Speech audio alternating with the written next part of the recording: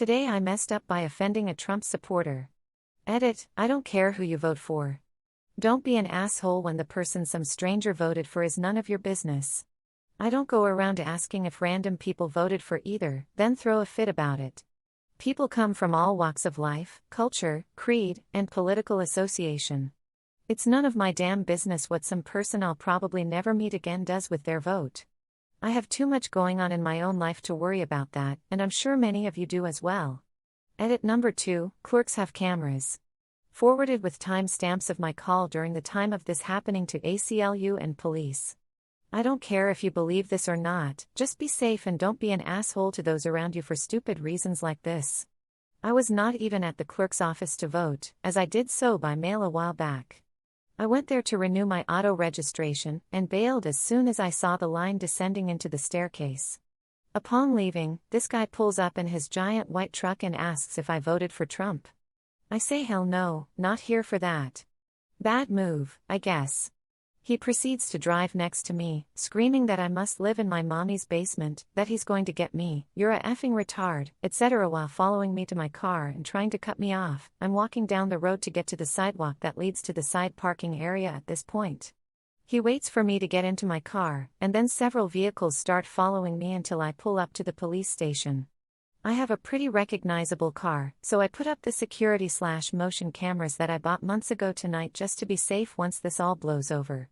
The world/country I live in is sickening. Tell people it's not their business or ignore them if they ask. It's hard to trust this insanity. Too long. Didn't read, told Trump supporter I didn't vote for Trump, witnessed voter harassment for the first time.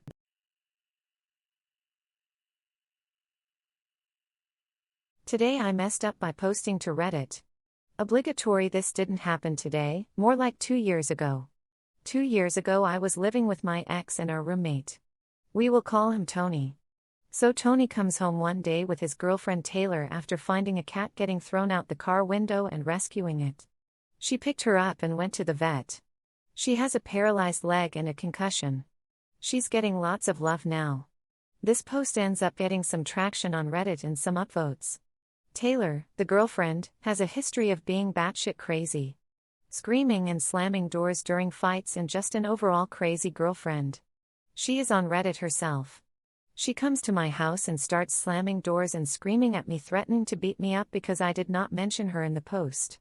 All I said is my roommate found the cat, not my roommate and his girlfriend. She got so butthurt that I didn't mention her in a completely anonymous post for fake internet points. I honestly thought she was going to beat me up over this. Tony had to calm her down and I was half scared, half laughing.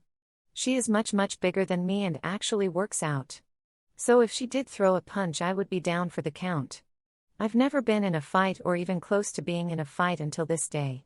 Probably because I am a sane and nice person and people just don't want to hit me. She ended up taking the cat completely and never allowed me or my ex to see or hear updates on the cat. For fear I would gain more fake internet points, from strangers, on an anonymous site. And from that day on I am considered the toxic one. Anyway, be careful what you post on Reddit. You never know what crazy person you will offend. If you're reading this, Taylor, hope I get more fake internet points because of you. Too long. Didn't read, posted on Reddit and didn't mention my roommate's girlfriend's name in the post and she literally screamed at me and threatened to beat me up for not mentioning her.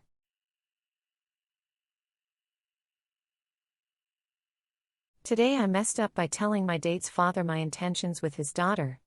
Disclaimer, this wasn't actually today, but I just remembered it. I was on my first date with a lovely girl named Michelle. I took her to what people my age consider a pretty nice restaurant for a date. She didn't know where we were going ahead of time.